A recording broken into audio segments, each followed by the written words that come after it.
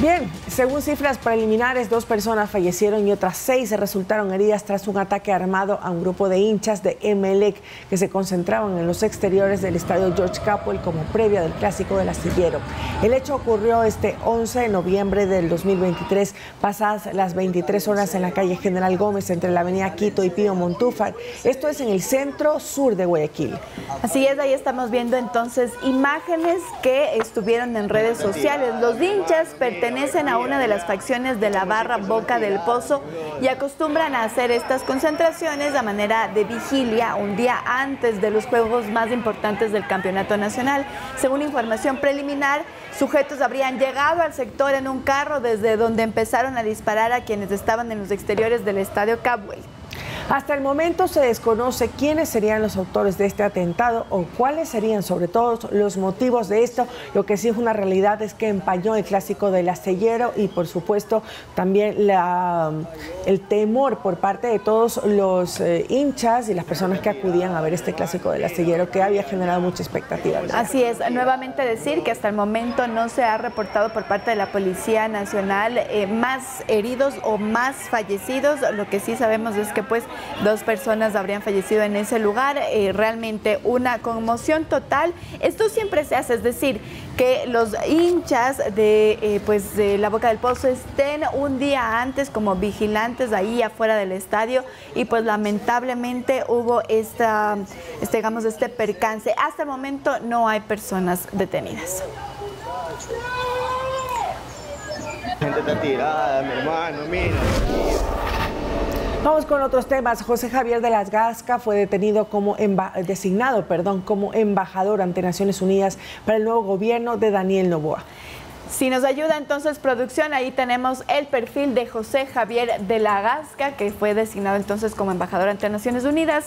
Él no es desconocido en la política nacional. En enero del 2020, durante el gobierno de Lenín Moreno, fue nombrado como secretario anticorrupción. Ahora entonces será el embajador ecuatoriano de Naciones Unidas. Y según un comunicado, el equipo del presidente electo, el nombramiento se realizó el 10 de noviembre del 2023. Ahí tenemos entonces el perfil. Tiene 42 años, es máster en criminalística y ciencias forenses, ha sido docente de Derecho y hasta su designación era socio y director del estudio jurídico de la Gasca.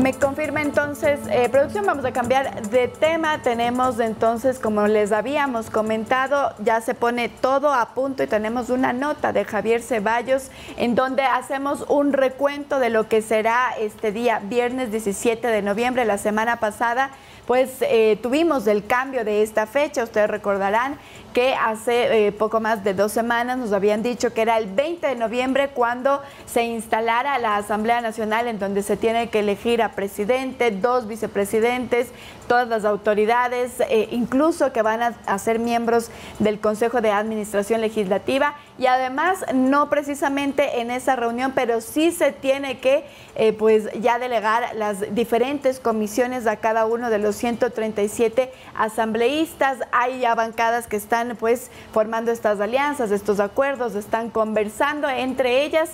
Vamos entonces a mirar qué es lo que ha ocurrido.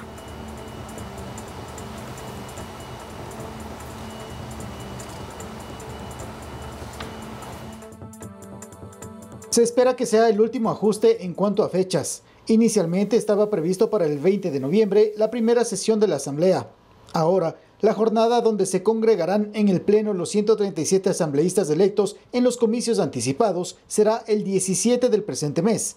La razón, esta. Era muy necesario que ya la Asamblea entre en funcionamiento por el tema en que está viviendo actualmente el país, políticamente, económicamente. La legisladora que más votos tuvo en las últimas elecciones, Pierina Correa, anticipó que la fecha de la sesión para el cambio de mando presidencial será el 23 de noviembre. En el Parlamento esperan que se oficialice esta decisión. Nosotros ponemos la casa, ponemos ciertas cosas que necesitamos para logísticamente. Sobre esto, el presidente electo Daniel Noboa manifestó que las necesidades del país le imponen empezar a trabajar ya desde Carondelet. Yo quisiera empezar a trabajar lo antes posible, pero hay otros, está la Asamblea, lo cual es otro poder, es el Poder Legislativo. En lo que respecta a la dinámica parlamentaria, hasta el mediodía de este viernes, 38 legisladores electos han presentado la documentación para que asuman sus cargos oficialmente. Jonathan Parra, legislador electo por el Movimiento Acción Democrática Nacional, dijo que la bancada oficialista está lista para iniciar con el trámite de iniciativas legales consensuadas en cuanto a temas con otros partidos políticos. ¿Cuáles son las que apoyarían un plan de trabajo del presidente Daniel Noboa en generación de empleo, seguridad? El plan de anticriminalidad, lo que estaba mencionando. La próxima semana será de intensa actividad parlamentaria, que arrancará el lunes con la entrega de las credenciales a los asambleístas electos nacionales de Pichincha y del exterior. Javier Ceballos, Noticias 7. Bien, Pierina Correa, la asambleísta que encabezaba la lista de la Revolución Ciudadana, lista que tuvo el mayor número de votos, que es quien dirigirá la sesión inaugural del Parlamento, y fue ella quien anunció que se prevé que sea el 23 de noviembre el cambio de mando en esa misma infraestructura. Sin embargo, hasta el momento, desde el Legislativo no se ha confirmado la fecha oficialmente. Sea cual fuere la fecha, tanto la Presidencia como la Cancillería están corriendo para poder llegar al día. Son estas dos instancias las encargadas de que todo quede a punto para el cambio de mando, el cambio de presidente, que será hasta el momento, lo que se sabe, el 23 de noviembre. Bueno, y precisamente hablando del plazo máximo para contratar a la empresa, es el 20 de noviembre, según los pliegos del proceso que constan en el portal de compras públicas. El gobierno destinó ya un presupuesto de hasta $600,000 para todos los eventos, desde la recepción en el aeropuerto, pasando por la cena de despedida del presidente Guillermo Lasso y el almuerzo para dar la bienvenida al nuevo mandatario. Así es, y más detalles. Se espera esta semana la confirmación de la lista de invitados para el cambio de mando, entre los que estarán delegaciones internacionales o los amigos cercanos del mandatario electo. El Pleno tiene capacidad para alrededor de 800 personas. Desde las 8 de la mañana aproximadamente estarán ingresando entonces al Parlamento. Y de confirmarse la fecha tentativa, que es el 23 de noviembre, el presidente electo será posesionado con 36 años, convirtiéndose en uno de los mandatarios más jóvenes de toda la región. Él cumple años precisamente el 30 de noviembre, así que de esa manera también a nivel personal estará celebrando esta fecha con nuevo cargo en la presidencia de la República.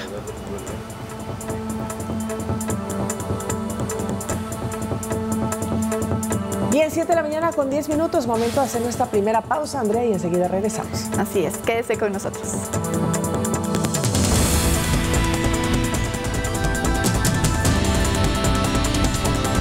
Bien, de regreso con más información cuando son las 7 de la mañana con 12 minutos. Les contamos que se oficializó una denuncia en contra del alcalde de Quito, Pavel Muñoz, por una presunta infracción electoral. A través de un comunicado, Juan Esteban Guarderas, quien es el actual vocal del Consejo de Participación, lo confirmó.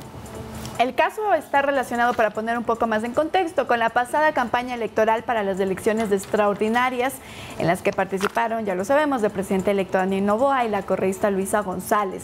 Guarderas asegura que Muñoz apareció en spots electorales en redes sociales junto con la candidata.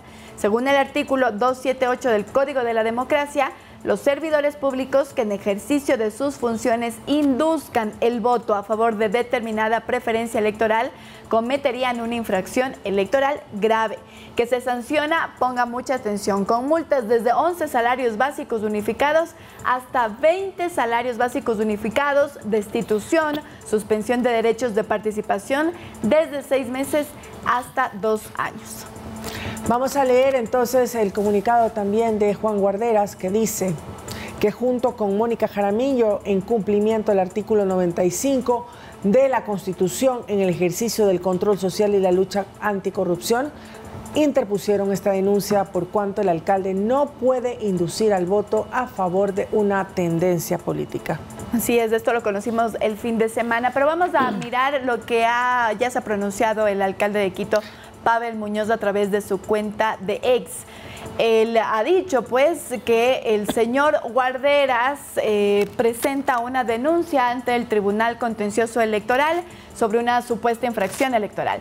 Ya se habían demorado en querer desestabilizar y entrar por la ventana al municipio de Quito, es lo que dice el alcalde de Quito, Pavel Muñoz. Lo que no ganan en las urnas quieren imponer manipulando a la justicia electoral. Frente a su deseo de destituirme, le corresponderá pronunciarse a la ciudadanía quiteña. Claro que responderé a las autoridades sobre esta infamia y enfrentaré esta pretensión de frenar el progreso de Quito. Pero lo que no van a lograr es que deje de trabajar para que opere el metro de Quito, para que esta semana presente la ordenanza de regularización de barrios. No lograrán que descuide los procesos de inversión que hemos iniciado.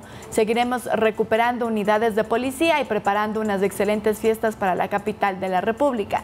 No impedirán que entregue los 15 millones de dólares para el desarrollo de las parroquias rurales. No detendrán el nuevo complejo ambiental, vías en mejor estado, ni a los nuevos trolebuses que necesita Quito. Seguiremos recuperando parques y convertiremos la antigua parada de la Y en una Quitopía. En fin, seguiré luchando junto a ustedes para que Quito renazca. Ha sido pues las palabras del alcalde Pavel Muñoz, que ha contestado pues ya esta denuncia, que lo sabíamos, Mecha, hace un mes aproximadamente. Juan Esteban Guarderas ya lo había anunciado que iba a interponer esta denuncia. Lo ha hecho entonces con una ciudadana, Mónica Jaramillo. Y lo hizo el 10 de noviembre precisamente, donde ya puso esta denuncia, y estaremos luego de este pronunciamiento del alcalde de Quito, Pavel Muñoz, estaremos pendientes pues qué es lo que ocurrirá con las autoridades y también con el pronunciamiento en general de la ciudadanía. 7 de la mañana con 16 minutos y vamos a hablar de los cortes de luz, porque luego de este fin de semana sin cortes, Ecuador retomará los horarios de apagones a partir del lunes 13 de noviembre. En Guayaquil, la Corporación Nacional de Electricidad, CNEL, ya informó sobre el cronograma que regirá desde el día de hoy. Y hay una novedad, Meche, porque los cortes en la ciudad de Guayaquil, que antes eran de 2 horas, aumentarán a 2 horas y media, y en algunos barrios serán hasta de 3 horas. Además, comenzarán a partir de las 7 de la mañana. CNLP recordó que usted puede consultar los horarios de cortes en su sector ingresando el número de cédula de identidad en el portal habilitado. Vamos a ver qué ocurre en la capital, porque la empresa eléctrica Quito ya tiene listos los horarios de corte de luz desde este lunes 13 hasta el jueves 16. El cronograma mantiene los cortes del servicio durante acá, en la capital, durante 2 horas en los barrios.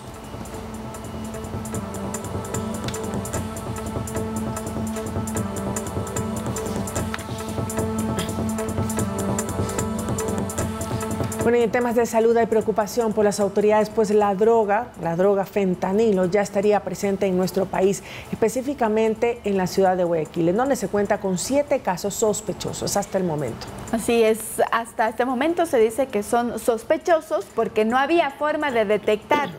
Sin embargo, la Dirección de Salud e Higiene del municipio de Guayaquil ya confirmó el arribo de 500 pruebas para detectar de manera científica su presencia entre los pacientes que sufren de adicciones. Ellos han dicho que tiene una efectividad de detección de entre el 98% y el 100%. Y esta es una prueba similar a las pruebas de embarazo que hay en el mercado, y aunque su uso es sencillo, solo se utilizará por personal médico. Se entrega de resultados en solo 15 o 20 segundos luego de que el dispositivo se sumerge en la orina del paciente. Según publicó el municipio de Guayaquil, la detección temprana de fentanilo facilita al médico la elección sobre el tratamiento que se le tiene que dar al paciente. El área de emergencia del Hospital Bicentenario, por ejemplo, ubicado en el centro de Guayaquil, está ya disponible para atender a pacientes en crisis por el consumo de fentanilo. Asimismo, la Dirección de Salud e Higiene cuenta con infraestructura para tratar a pacientes con adicciones. Como lo hemos dicho, han pues comentado las autoridades que estos 7 casos son sospechosos. Se ha visto que ellos tienen pues esta característica, le llaman incluso la droga zombie al fentanilo. Porque es uno de los resultados que tienen precisamente quienes la consumen, ¿no? Así es, que deja pues a las personas en este estado en donde no pueden controlar su cuerpo, etcétera, y pues estos 7 casos tendrían estas características. Sin embargo, no se ha podido confirmar cuánta dosis, en dónde incluso le pudieron proveer esta droga. Es por eso entonces que desde esta instancia municipal se ha adquirido estas 500 pruebas para poder actuar a tiempo y enviar a los pacientes al centro médico necesario.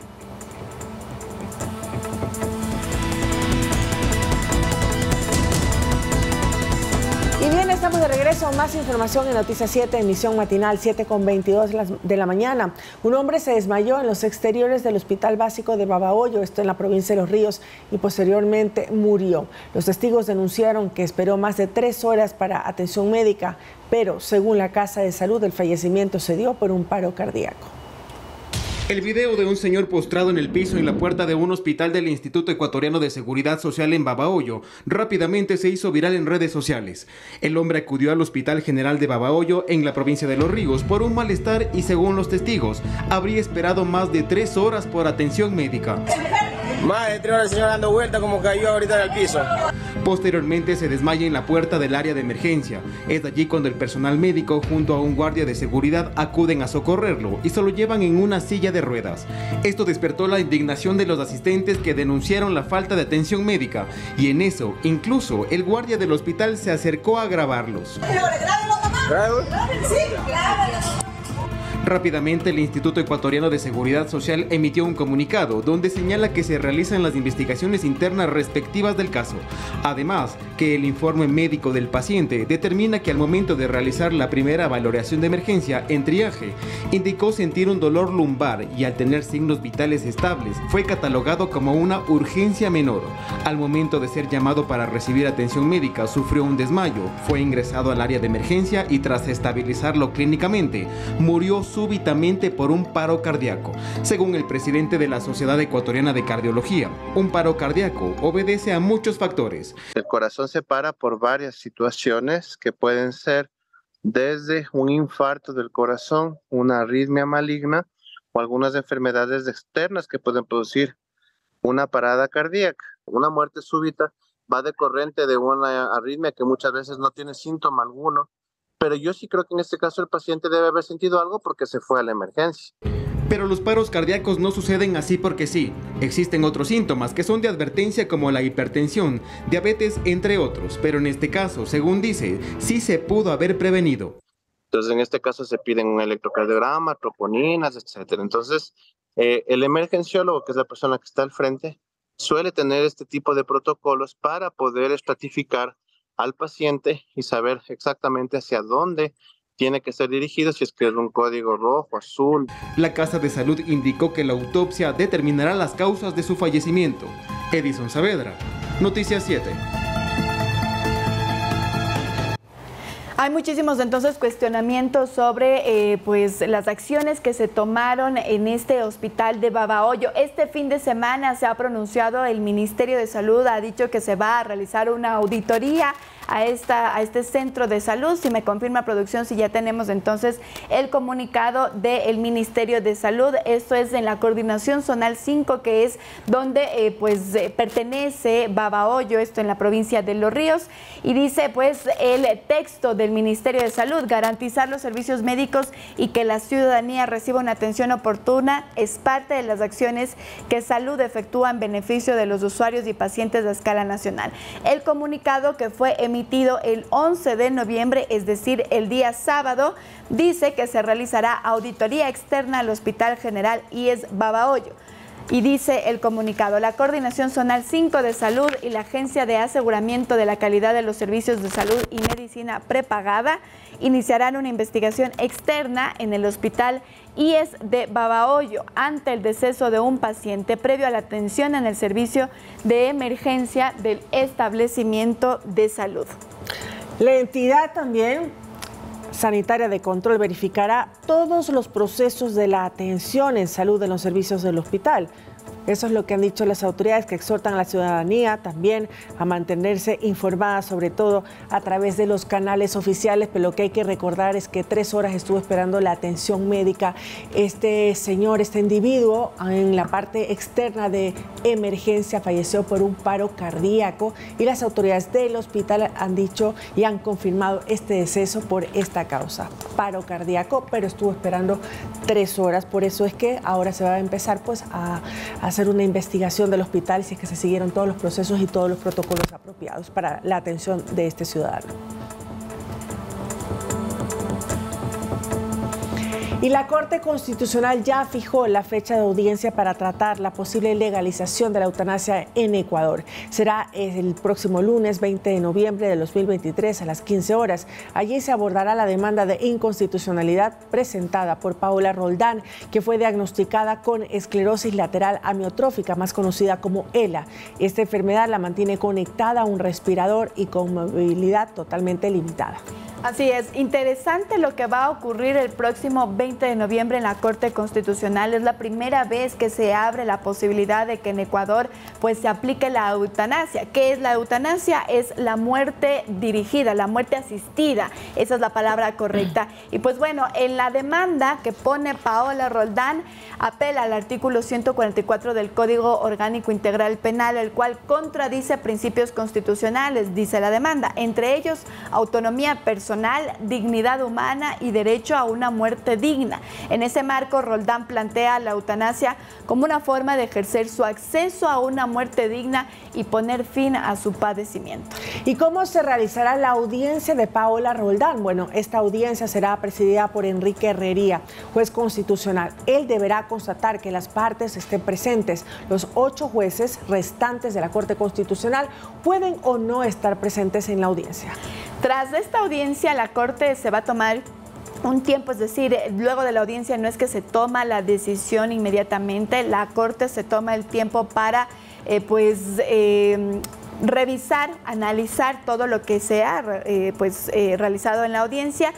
En otros temas que también se han tratado desde la Corte Constitucional, se ha demorado alrededor de 2 y 3 semanas que la Corte Constitucional dé un pronunciamiento, así que pues tendremos que esperar aproximadamente un mes más para conocer qué es lo que sucede con la eutanasia en el Ecuador. La Corte Constitucional no tiene un plazo fijo para poder dar sus resoluciones, sus respuestas frente a la presentación de una demanda. Esta demanda para despenalizar la eutanasia el 29 de octubre y precisamente la Corte Constitucional, por la situación de Paola Roldán, pues cambió su calendario cronológico y de esa manera, por eso el próximo día, el lunes, se va a dar trámite a esta audiencia donde se presentarán pues los cargos sobre la despenalización de la eutanasia, es decir, de esta muerte asistida que en estos momentos es prohibida en nuestro país y sería, creo yo, la primera vez que se habla sobre este tema de esta manera, ¿no? Sí, que se abre el debate. Nosotros la semana pasada, Edison Saavedra, nuestro compañero, realizó un reportaje explicando más a detalles cuál pues es la enfermedad que padece Paola Roldán, cómo la ha tenido que sobrellevar y además qué es lo que dice entonces o qué dicen los constitucionalistas, cómo se podría proceder para que la eutanasia pueda ser calificada como legal aquí en el Ecuador. Vamos a ver entonces un resumen de aquello. Hace 3 años, Paola Roldán fue diagnosticada con esclerosis lateral amiotrófica, una enfermedad rara que afecta y destruye las células nerviosas que controlan y permiten mover los músculos. Esta patología ha hecho que poco a poco Paola quede postrada en una cama con un respirador artificial que la mantiene con vida. Ella pide a las autoridades que la permitan acabar con su existencia a través de la eutanasia, que está prohibida en Ecuador. O sea, si bien pensar en despedirme es terrible, que ni siquiera tener la oportunidad de hacerlo es peor, porque es el derecho humano más básico que existe. La Corte Constitucional aceptó a trámite este pedido, pero aún no se tiene fechas de nada, y justamente tiempo es lo que Paola no tiene. Por ello, el organismo constitucional debería ser célere en tratar el caso, así lo sostiene la jurista Sibel Martínez. Y lo más importante sería que la Corte actúe de manera célere en este caso, y quizá un poco homologando a lo que pasa en Colombia, establezca un protocolo con requisitos a cumplirse, en donde hay un comité multidisciplinario que puede evaluar esta petición. Según Martínez, lo que se debería interpretar es el artículo 144 del Código Orgánico Integral Penal, que sancione el homicidio simple, para que las personas que asistan a un caso de eutanasia no tengan procesos penales. Quien asiste a una persona, tal como está concebido ahora, ¿no es cierto?, el COIP, enfrenta cargos de una pena privativa de libertad de 10 a 13 años. Aún así, digamos, sea una voluntad, ¿no?, de esta propia persona que solicita esta asistencia. Pero a futuro dice, sí se debería hacer una reforma a la Constitución para permitir la eutanasia en otros casos. Y esto podría ser tema de análisis de la nueva Asamblea Nacional, pues el suicidio está presente en personas con enfermedades catastróficas. El suicidio por esta causa, por una enfermedad terminal, es la cuarta decisión que se toma, digamos, a nivel del país, y la tercera causa en Quito. Es decir, hay personas que deciden morir en casa y se suicidan por tener una enfermedad terminal. Mucha gente se cuelga, se lanza el balcón, se toma pastillas, porque el Estado no ofrece una salida digna, amorosa, contenida para la gente que ya está sufriendo. En todo caso, el debate está abierto, tanto para los jueces de la Corte Constitucional, así como en la sociedad civil. Edison Saavedra, Noticias 7.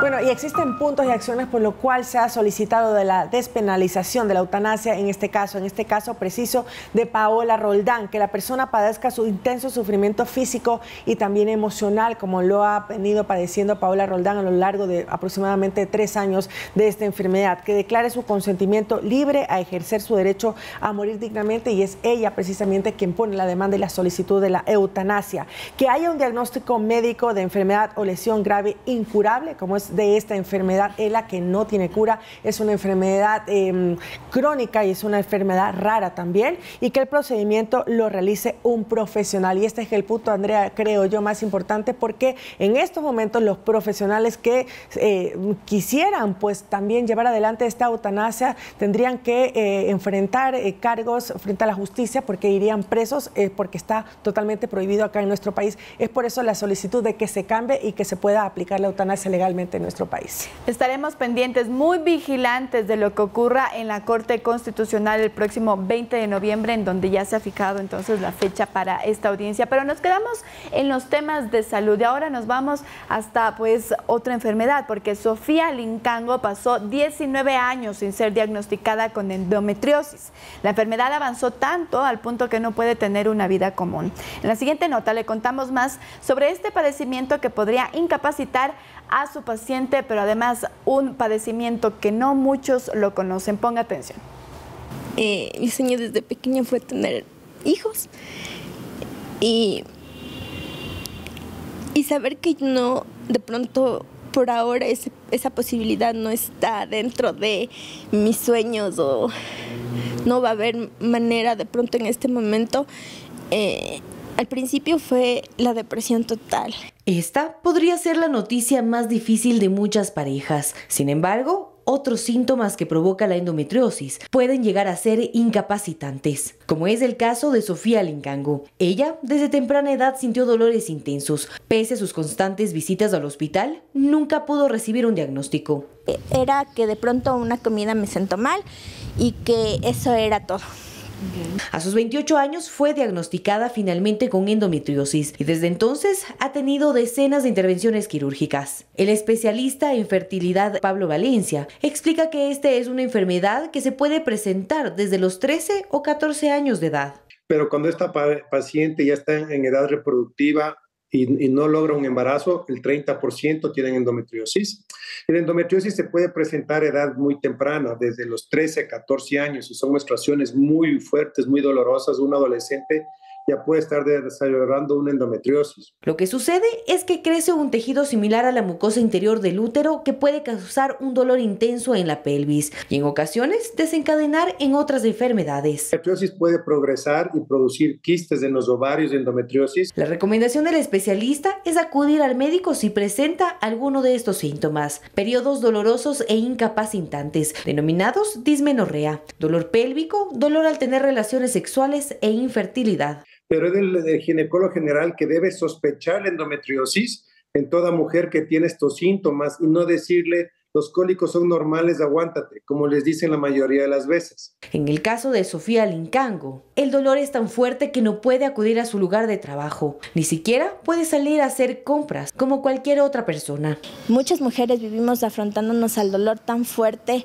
que en muchas ocasiones, como yo antes decía, el suicidio muchas veces es una alternativa. Manuela Bedón, Noticias 7. Es importante hablar de este tipo de enfermedades. La endometriosis es como ya hemos visto, un padecimiento que no todos los doctores lo detectan a temprana edad. Ya decía pues el experto que desde los 13 años se podría detectar la endometriosis, pero pasa muchísimo tiempo antes de que esto suceda. ¿Qué es lo que ocurre entonces? Ya lo explicaba un poco en la nota Manuela Bedón, pero este es, este es un trastorno en donde este tejido similar al que normalmente recubre el interior del útero, es el endometrio, crece fuera del útero, y esto es impresionante porque no solo que crece externamente, sino que se puede ir a cualquier lugar del cuerpo, se puede ir a hígado, riñones, incluso al cerebro puede crecer esta mucosa que crece dentro del útero. Es complicado para las personas, para las mujeres que lo sufren, que lo padecen, porque no solo que da infertilidad, sino que también desmejora muchísimo su calidad de vida. Hay momentos en que ellas, pues el dolor evidentemente no les permite trabajar. El dolor además hace que incluso pierdan fuerzas o ánimo para hacer cualquier otra actividad, y hasta el momento no se ha detectado una cura para esta enfermedad. Incluso hay operaciones en donde pues se puede limpiar algunos órganos que podrían estar contaminados con esta mucosa. Sin embargo, no es el final de la enfermedad, porque pues puede volver a crecer en cualquier parte del cuerpo. Y aquí un dato interesante que dio el doctor Pablo Valencia, que el 30% de las mujeres que no pueden concebir está relacionado con la endometriosis. Por eso también las autoridades hacen el llamado de un control médico apropiado, adecuado, a tiempo, para poder determinar lo que no solamente lleva a la infertilidad, a la esterilidad, pérdidas de embarazos, sino que también puede ser totalmente invalidante, porque las personas pueden tener desmayos, pérdidas de sus trabajos y sobre todo el dolor crónico permanente, que es una molestia y que va pues creciendo con el paso del tiempo si no se trata esta enfermedad. Y Meche, no solo que detectarlo para la persona que lo tiene, sino también esta conciencia, un llamado de conciencia para quienes conocen de una persona que tiene endometriosis. No es una enfermedad fácil de sobrellevar, como hemos dicho, no tiene cura, e incluso las medicinas no son suficientes para poder contrarrestar el dolor que las personas con endometriosis pueden tener. Lo que conozco incluso a una persona que tenía hace alrededor de 5 o 6 años dolores en todo el cuerpo. No le detectaban incluso en qué parte tenía el dolor, si era en el riñón, si era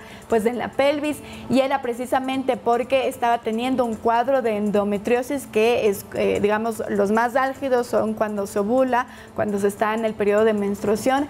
Sin embargo, pues hay que tener también conciencia, hay que tener mucha solidaridad con las personas que sufren de esta enfermedad, Meche. Y como un llamado adicional, no normalizar los dolores alrededor de la menstruación, los famosos cólicos que se conocen, hay que acudir al médico oportunamente. 7:40, vamos con otros temas.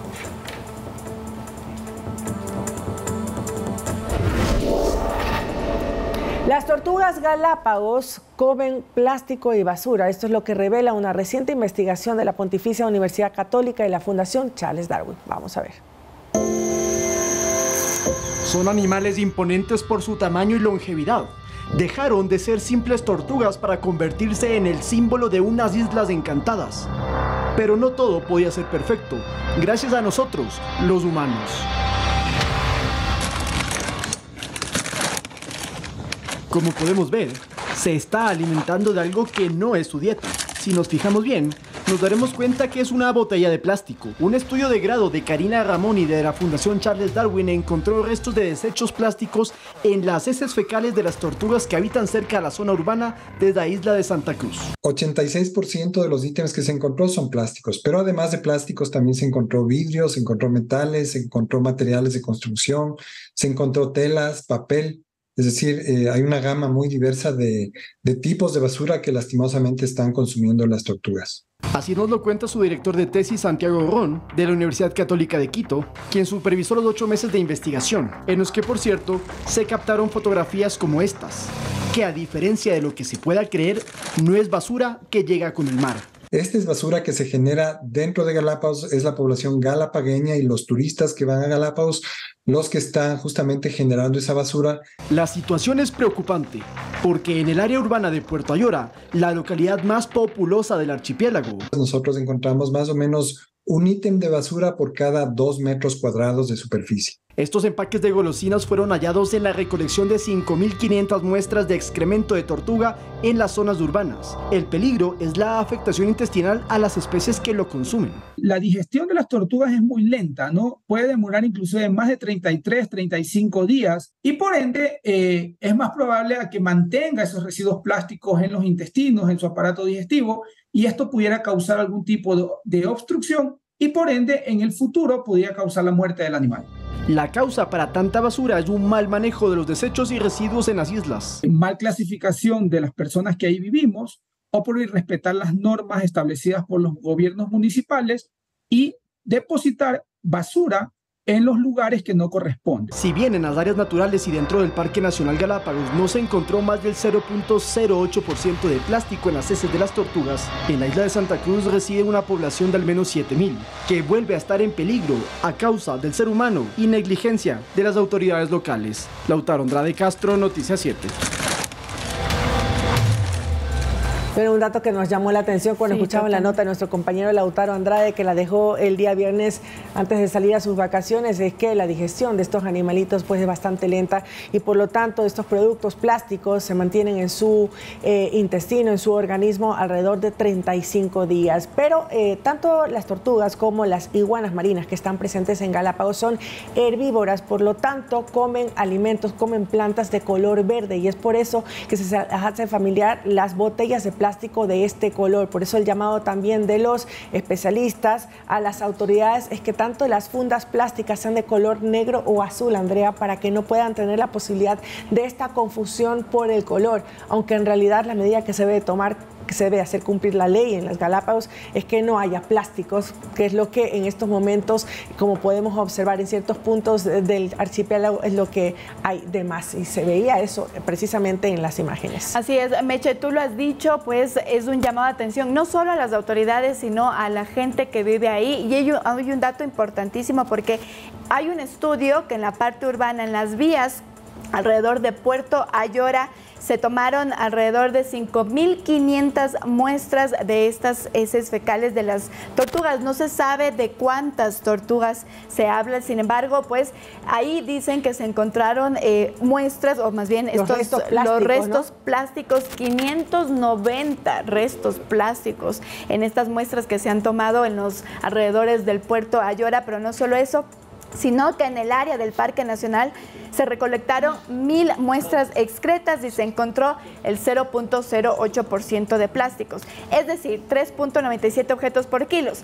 Es decir, que en el área de las áreas protegidas el problema del plástico es casi cero. Lo que ocurre es en las zonas urbanas, donde hay más población, donde hay más como vehículos. En Puerto Ayora, como lo veíamos en las imágenes, ¿no? Es decir, que no es que este plástico está viniendo del mar o, digamos, de estos fenómenos naturales, sino expresamente de la raza humana, de la humanidad que está, pues, dejando ahí fundas de basura, plásticos. Y las imágenes son impactantes de ver cómo la tortuga está comiendo un pedazo de plástico y en otra toma ahí está la botella de plástico.